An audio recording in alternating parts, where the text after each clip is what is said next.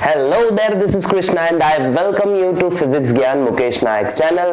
बच्चों, आज का है लेक्चर नंबर 2 जिसका नाम है कौन सा, मॉलिक्यूलर बेसिस ऑफ इनहेरिटेंस। और इसका लेक्चर नंबर 2 है बच्चों। और इस लेक्चर में हम लोग देखने वाले हैं कि कैसे डीएनए जेनेटिक मटेरियल है, ये प्रूव किया गया। ठीक है, थोड़ी सी तबीयत खराब चल रही है बच्चों, तो आवाज में थोड़ी सी प्रॉब्लम हो सकती है। ठीक है, बिकॉज थोड़े सा बोलते ना, ये सर्दी है जनाब बहुत ही डेंजर, ये सर्दी है जनाब बहुत ही डेंजर। ठीक है, और ये वायरसेस मारते हैं किसी इंसान को लाइक एवेंजर। वाह क्या बात है। ठीक है, ऐसे मतलब इतनी खतरनाक स्थिति हो जाती है कभी कभी सर्दी में कि जैसे मतलब ऐसा बोलते ना, ऐसा बोर हो जाता है इंसान, है ना। तो इसीलिए थोड़ी मेरी आवाज भी आपको डिफरेंट लग सकती है। ठीक है, तो सबसे पहले आज का जो टॉपिक है बच्चों, हम देखने वाले हैं Avery MacLeod and McCarty experiment. Avery McCarty and MacLeod experiment बोलो या Avery MacLeod and McCarty experiment. तो देखो बच्चों, ये हम लोग देखने वाले हैं।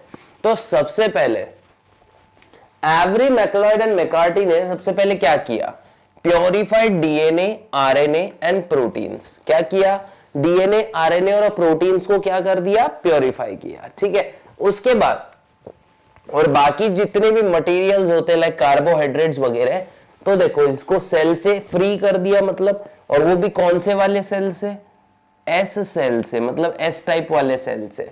ठीक है, और and mixed with heat killed S strain and R cells. दो सैंपल्स लिए, हीट किल्ड स्ट्रेन सैंपल और आर स्ट्रेन का सैंपल। ठीक है,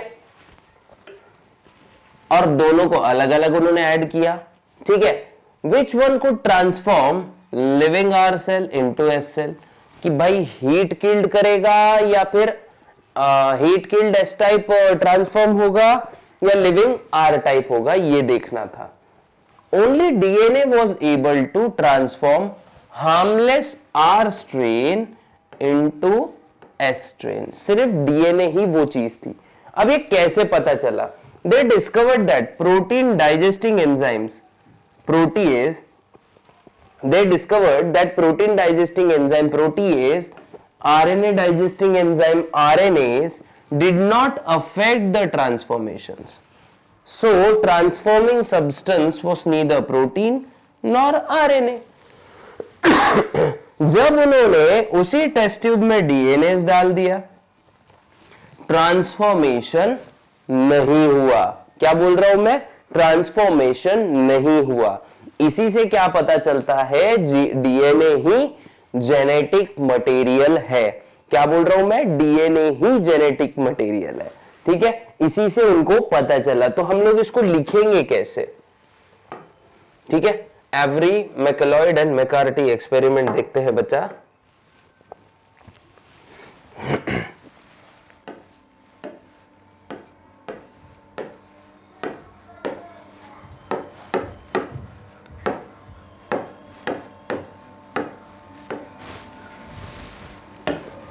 मैकॉर्डी एक्सपेरिमेंट, ठीक है, every MacLeod and McCarty experiment. तो इस एक्सपेरिमेंट में क्या हुआ, सबसे पहली चीज, सबसे पहले उन्होंने यूज क्या किया बच्चों, एक्सट्रैक्टेड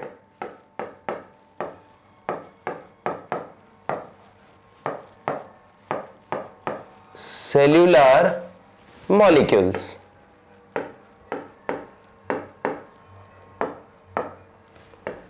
मेनली उन्होंने किस पे ध्यान दिया, mainly protein, RNA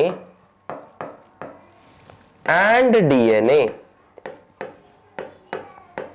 mainly protein, RNA and DNA. ठीक है, अब उन्होंने क्या किया, अब ये सब कहां से एक्सट्रैक्ट किया, extracted molecules from S strain. किसका निकाल दिया उन्होंने बच्चों, एस स्ट्रेन का। ओके, एस्ट्रेन का। अब उन्होंने यही चीजें किसमें डाली? दे इंट्रोड्यूस्ड these substances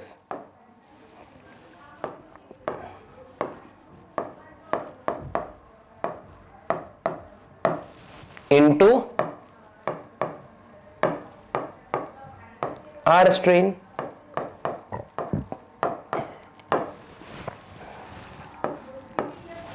तो देखो फर्स्ट कंडीशन क्या बोलती है?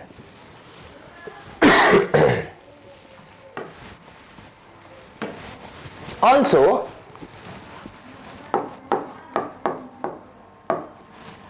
they mixed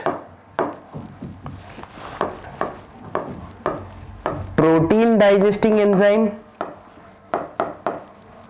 एक ही टेस्ट ट्यूब में नहीं किया उन्होंने, बहुत सारे अलग अलग टेस्ट ट्यूब्स तैयार किए थे इसके लिए, तो उन्हें तो आपको लगेगा एक ही जिसमें सब किया था, ऐसा नहीं है। Protein digesting enzyme like protease।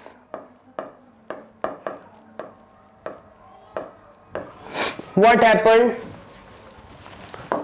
Transformation occurred।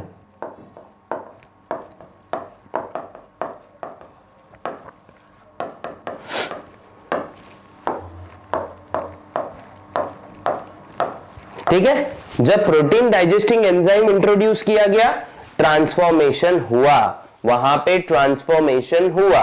उसके बाद जब आरएनए डाइजेस्टिंग एंजाइम डाला गया,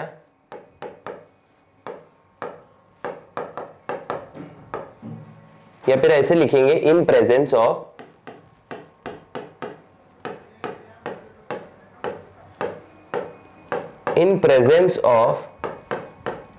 RNA digesting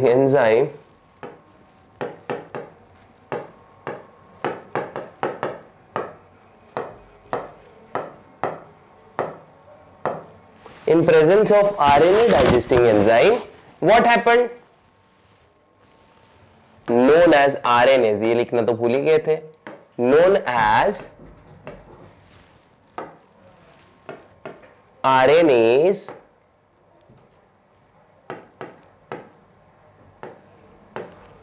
ठीक है। स्टिल क्या हुआ? Transformation occurred,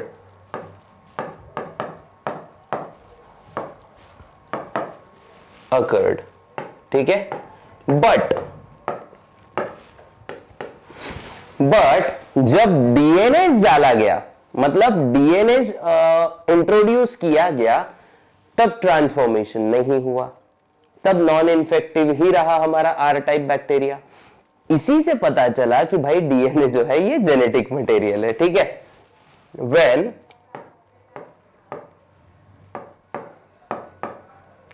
DNAs was introduced,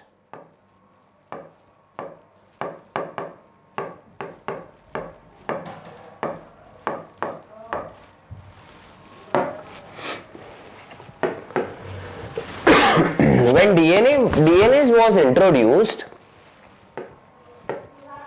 no transformation occurred।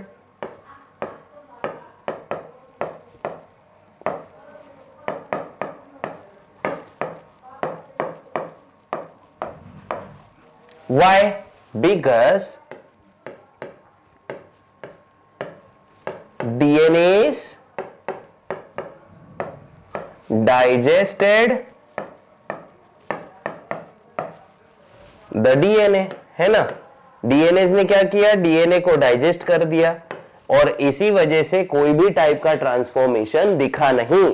और इसी से क्या पता चलता है बच्चों? इसी से ये पता चलता है कि क्या? इसी से यही पता चलता है कि DNA was a genetic material, ठीक है। तो आप क्या करो बच्चों, इसको फटाक से स्क्रीनशॉट निकाल लो इसका। ये हैंड रिटन नोट्स आपके लिए ही होते हैं, ठीक है। अब देखो आगे बढ़ते हैं हम हमारे टॉपिक के साथ।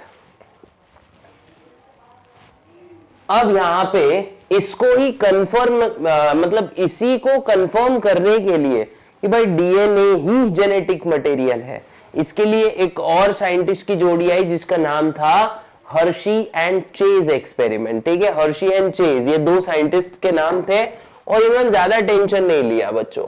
इन्होंने फास्फोरस 32 और सल्फर 35 को यूज किया। मतलब ये दोनों आइसोटोप्स है। क्या है बच्चों? ये आइसोटोप्स है। दोनों भी क्या है? वापस बोल रहा हूं मैं, आइसोटोप्स है। देखो फास्फोरस 32 एंड सल्फर 35 दोनों भी सल्फर के मान लो फास्फोरस 32 फास्फोरस का ही एक आइसोटोप है और सल्फर 35 ये भी सल्फर का एक आइसोटोप ही है। अब आप लोग को लगेगा सर आइसोटोप क्या होता है?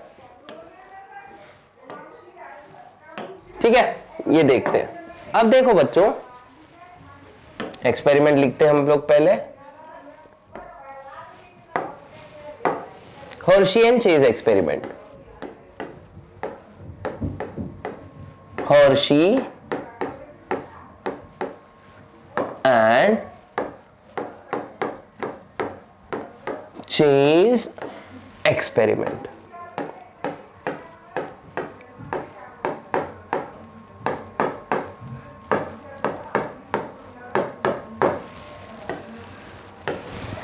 Hershey and chase experiment. अभी इन्होंने क्या यूज किया बच्चों? दे यूज्ड, सबसे इंपॉर्टेंट लिखेंगे हम लोग, they used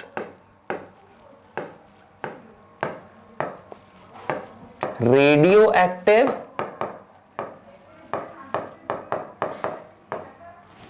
elements.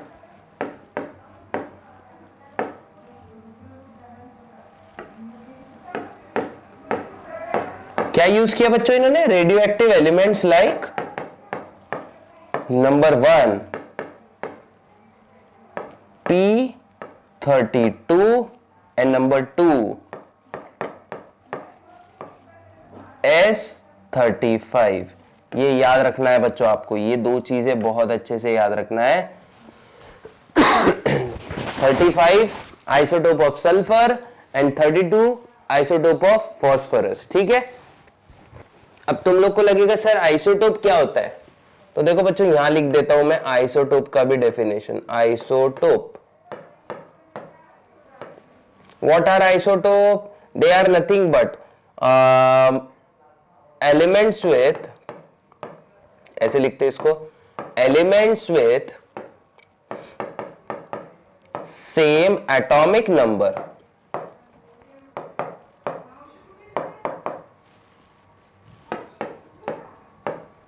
but different mass number।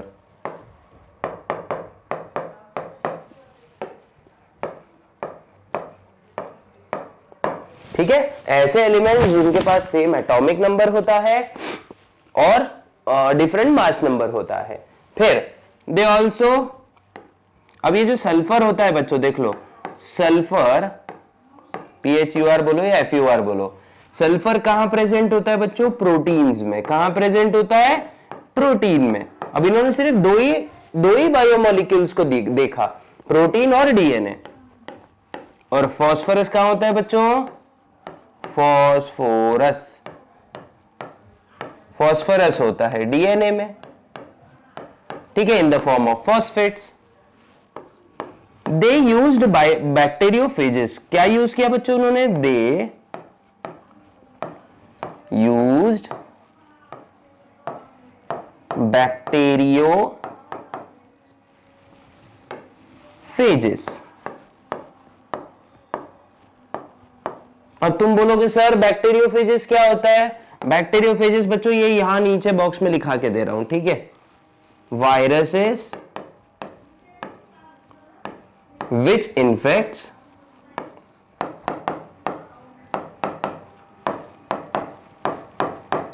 Bacteria, है ना? बैक्टीरियोफेजेस क्या होते हैं बच्चा? बैक्टीरियोफेजेस वो होते हैं, ये ऐसे वायरसेस होते हैं जो बैक्टीरिया को क्या करते हैं बच्चों? बैक्टीरिया को इन्फेक्ट करते हैं। किसको इन्फेक्ट करते हैं? बैक्टीरिया को। तो इतना आप लोग इतनी चीज का स्क्रीनशॉट ले सकते हो बच्चों फटाक से। अब देख सकते हो बच्चों, आपको जैसे अब धीरे धीरे आइडिया आना स्टार्ट हो जाएगा। अब कैसे आइडिया आना स्टार्ट हो जाएगा ये भी मैं बता देता हूं, ठीक है। इसको रब कर देते हैं फिलहाल तो, क्योंकि थोड़ा सा ये स्पेस भी लगने वाला है अपने को, ठीक है। तो अब देखो बच्चों, अब वायरस में क्या होते हैं बच्चों, सिर्फ दो चीजें होती है वायरस में, ठीक है। बैक्टीरियोफेज में सिर्फ दो चीजें होती है, एक तो डीएनए होता है और दूसरा होता है प्रोटीन कोट, है ना। प्रोटीन कोड और एक होता है जेनेटिक मटेरियल। इसके अतिरिक्त उसमें कुछ भी नहीं आता है बच्चों, ठीक है। इसके अतिरिक्त उसमें कुछ भी नहीं होता है। अब देखो सिंपली इसमें क्या करा गया, देखो सीन्स लिख देता हूं मैं। दो कंडीशन थी, एक में वायरसेस के प्रोटीन पे मतलब रेडियो एक्टिविटी थी, मतलब वायरसेस का जो प्रोटीन कोड था ये रेडियो एक्टिव था, और दूसरे सीन में वायरस का जो डीएनए था ये रेडियो एक्टिव था। तो देखो एक कंडीशन में क्या था बच्चों, protein code,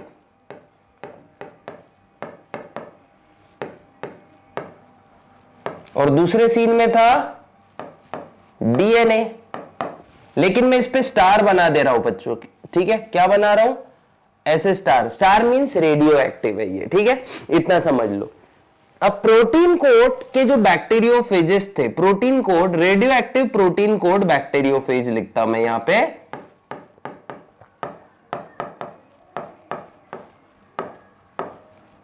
and radio active DNA of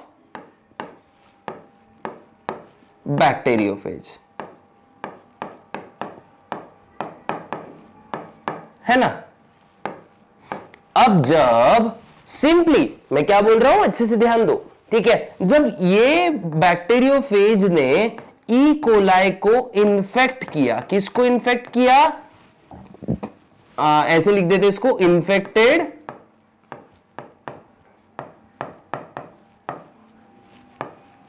E coli, तो कोई भी टाइप के बच्चों नो रेडिएशन यहां पे मिले, मतलब zero radiation, no radiation. Because एक बात याद रखना, जब भी बैक्टीरियोफेज बैक्टीरिया को इन्फेक्ट करता है तो उसका प्रोटीन कोड वो बाहर ही छोड़ देता है, सिर्फ डीएनए अंदर वो इंजेक्ट करता है। जैसे डॉक्टर कैसे हमको इंजेक्शन लगाता है, इंजेक्शन लगाने के समय वो इंजेक्शन मतलब जो अंदर की जो दवा रहती है वही हमारे बॉडी में जाती है बच्चों, है ना। क्या ऐसा होता है क्या इंजेक्शन भी बॉडी में चल जाता है, नहीं ना, इंजेक्शन बाहर ही रहता है, सिरिंज बाहर ही रहती है। तो सेम तरीके से जो बैक्टीरिया जब भी अपना जेनेटिक मटेरियल रिलीज करेगा, किस में रिलीज करेगा, बैक्टीरिया में, बैक्टीरियोफेज की बात कर रहा हूं, सॉरी, बैक्टीरियोफेज जब भी बैक्टीरिया में अपना जेनेटिक मटेरियल इंसर्ट करेगा तो वो प्रोटीन कोड बाहर ही छोड़ देगा, तो इसीलिए यहां पे कोई रेडिएशन मिले नहीं। और इस सीन में क्या हुआ था बच्चों, सेम इन्फेक्टेड ई कोलाई, जब इस ई कोलाई को देखा गया तो यहां पे रेडिएशन मिले, यहां पे रेडिएशन मिले, और इसी से पता चला कि जेनेटिक मटेरियल हमारा डीएनए ही है, बाकी कोई भी नहीं है। और इसीलिए हर्शी चेस का बहुत बड़ा योगदान साबित हुआ, ये वाला एक्सपेरिमेंट हर्शी चेस का बहुत बड़ा योगदान साबित हुआ, बिकॉज उसी से प्रूफ हो गया कि भाई DNA is a genetic material. तो ये एक बार आप अच्छे से इसका स्क्रीनशॉट बच्चों, फटाक से इसका स्क्रीनशॉट ले लीजिए। और यहां हमारा हर्शी चेज एक्सपेरिमेंट भी क्या होता है, खत्म होता है। इसके बाद देखो बच्चों, ये उसके एक्सपेरिमेंट का देखो कुछ ऐसा ही सीन था, दो सीन देखने को मिलेंगे अपने को यहां। तो देखो पहले सीन में सल्फर लेबल्ड बैक्टीरिया ही है ना, रेड कलर का मतलब सल्फर लेबल्ड। अब यहां पे डीएनए रेड कलर का है देखो सिर्फ, तो मतलब फॉस्फोरस लेबल्ड, क्योंकि फॉस्फोरस सिर्फ डीएनए में होता है और सल्फर हमेशा प्रोटीन में होता है। तो देखो जब भी ये बैक्टीरिया ने अपना जेनेटिक मटेरियल, सॉरी बैक्टीरियोफेज ने अपना जेनेटिक मटेरियल इंसर्ट किया, ये देखो ये कोट इसका बाहर ही रह गया।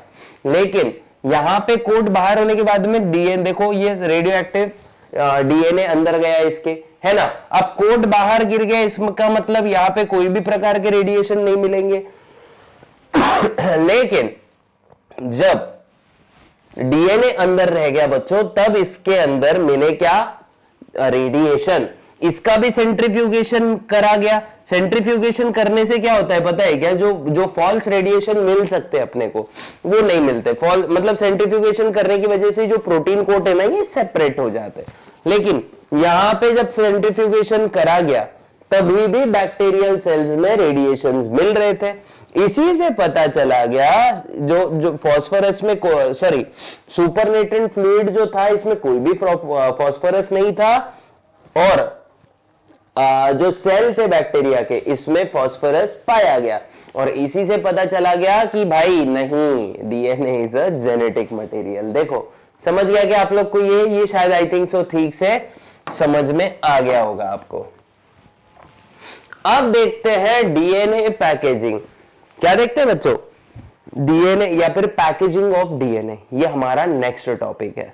ठीक है, तो पैकेजिंग ऑफ डीएनए। अब एक डीएनए के मॉलिक्यूल की लेंथ कितनी होती है बच्चों, देखो इधर 2.2 मीटर के आसपास। कितनी, 2.2 मीटर।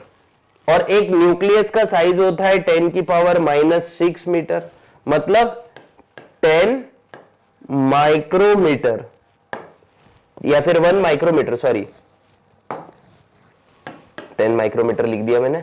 न्यूक्लियस की साइज कितनी होती है बच्चों, देखो माइनस में, मतलब बहुत ही नेगेटिव स्केल में होती है। ठीक है, अब इतना बड़ा डीएनए एक छोटे से न्यूक्लियस में कैसे फिट होता है, यही हमको देखना है बच्चों।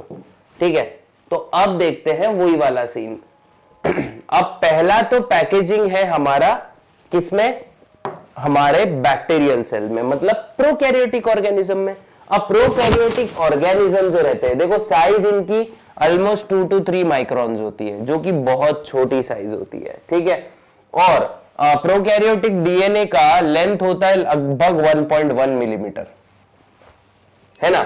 If cut and stretched out, है ना, ऐसा बड़ा ऐसा फैला दिया ना उनको, तो 1.1 मिलीमीटर या फिर 1100 माइक्रोन्स के आसपास हो जाएगा।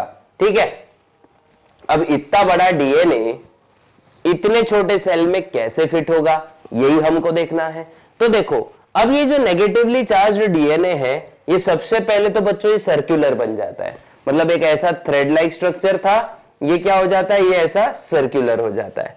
ठीक है, अब सर्कुलर होने के बाद इसका साइज एकदम घटके सीधा 350 माइक्रोमीटर हो जाता है। लेकिन डीएनए का साइज नहीं बच्चों, इनका डायमीटर का साइज, मतलब ये इतने डायमीटर में कवर हो जाता है, एकदम सर्कुलर हो जाता है। ठीक है, this is further reduced to 30 micrometre in diameter because of folding और लूपिंग। अब इसी के इसमें क्या होता है, अब यही डीएनए में ऐसे लूप्स तैयार होते हैं बच्चों, है ना, ऐसे छोटे छोटे लूप्स तैयार होते हैं, मतलब वो सर्कुलर सरकमफरेंस में भी अब लूप्स तैयार हो गए। आपको मैं डायग्राम बनाऊंगा। Now each domain is further coiled and super coiled and therefore reduced to the size of 2 micrometre in diameter. और अब ये फोल्डिंग्स की भी और ज्यादा फोल्डिंग्स होती है, और ऐसे ही क्या होता है एक 2 माइक्रोमीटर डायमीटर का स्ट्रक्चर तैयार होता है बच्चों। ठीक है, तो देखो एंजाइम, जैसे कौन से एंजाइम चाहिए, डीएनए गायरेज, डीएनए टोपो आइसोमरेज 1, और ये सुपर कॉइल्ड स्टेट को ये क्या करते हैं बच्चों, ये दो एंजाइम्स मेंटेन करके रखते हैं। ठीक है, ये देखो ये यहां पे, जैसे मैं एसबी बोर्ड पे ही बताता हूं आपको, चलो ऐसे नहीं समझेगा। Packaging of DNA in prokaryotic organism.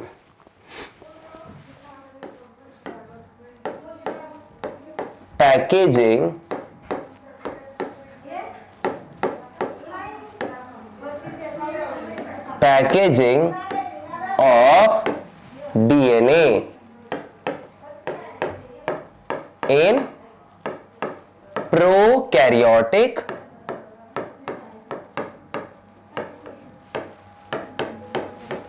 Organism.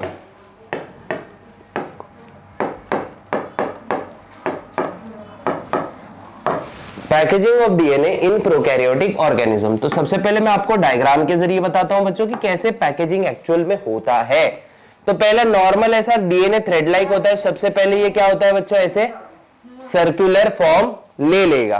ठीक है, सबसे पहले क्या करेगा, ये सर्कुलर फॉर्म में कन्वर्ट हो जाएगा। उसके बाद इसी सर्कुलर फॉर्म के, थोड़ा सा गंदा लग रहा है, अच्छा बना देंगे इसको।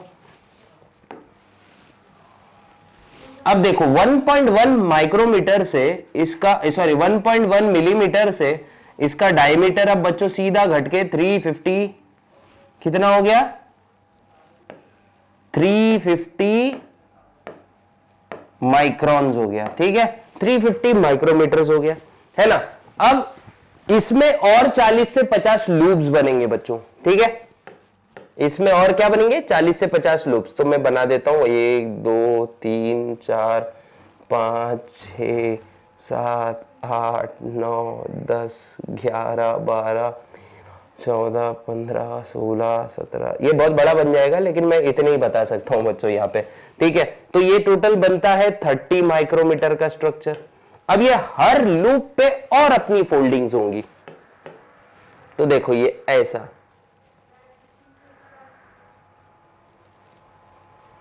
ये अपनी और फोल्डिंग शो करेगा।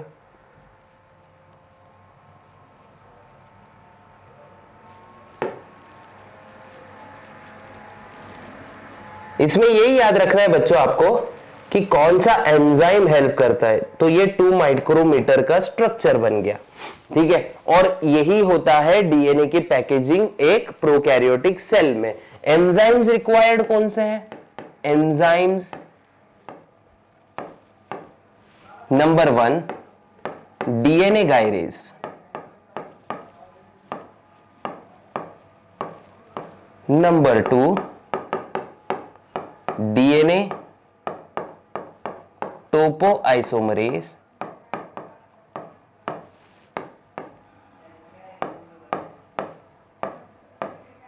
वन helps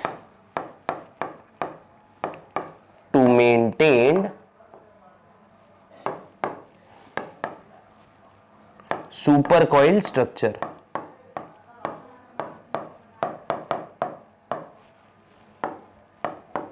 या फिर सुपरकॉइल्ड स्टेट ऑफ डीएनए। तो बच्चों इसका एक बार क्या कर सकते हो, वो स्क्रीनशॉट दम के से निकाल लो, जल्दी से इसका स्क्रीनशॉट खींच लो, है ना। एकदम सादे वाले नोट्स हैं। अब इसी को लिख लेते हैं अच्छे से, packaging of DNA in prokaryotic organism. ठीक है, तो सबसे पहले prokaryotic DNA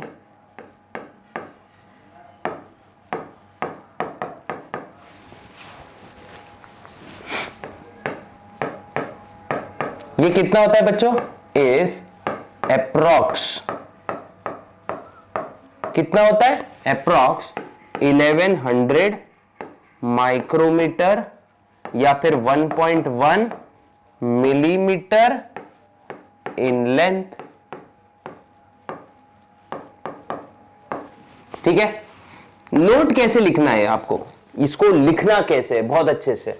prokaryotic DNA is approx 1100 micrometre या फिर 1.1 millimetre in length. Prokaryotic cell कितना होता है, prokaryotic cell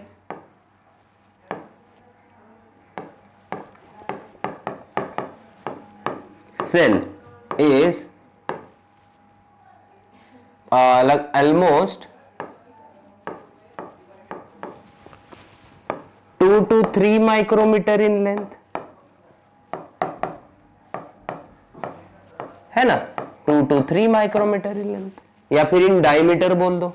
okay, so DNA firstly become circular.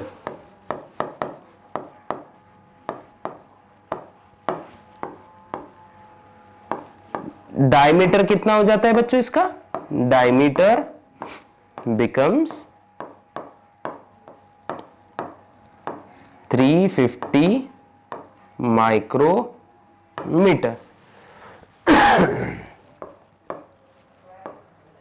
Now circular DNA जो है अंडरगोज लूपिंग।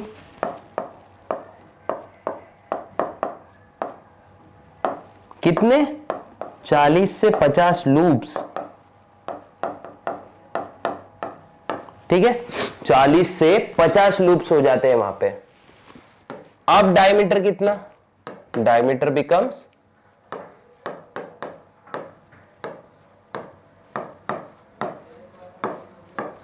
कितना? 30 माइक्रोमीटर। एंड व्हेन हर लूप, ईच लूप, और डोमेन बोल देता हूं मैं, अंडरगोस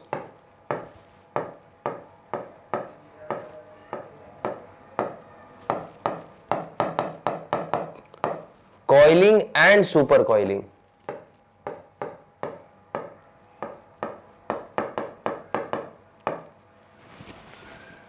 ठीक है, 2 micrometre structure is form. 2 micrometre structure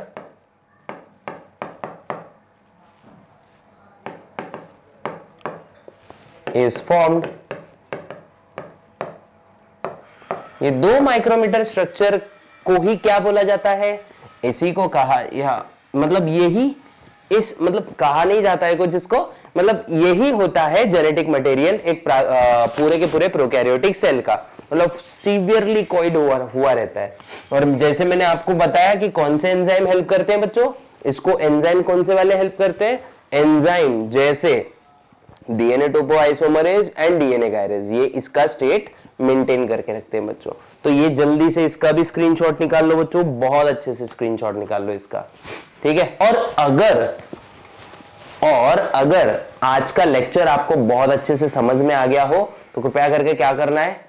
like, share, subscribe करना है हमारे चैनल को। मिलते हैं ऐसे ही इंटरेस्टिंग नेक्स्ट वीडियो में, तब तक के लिए गुड बाय, गुड लक, जय हिंद।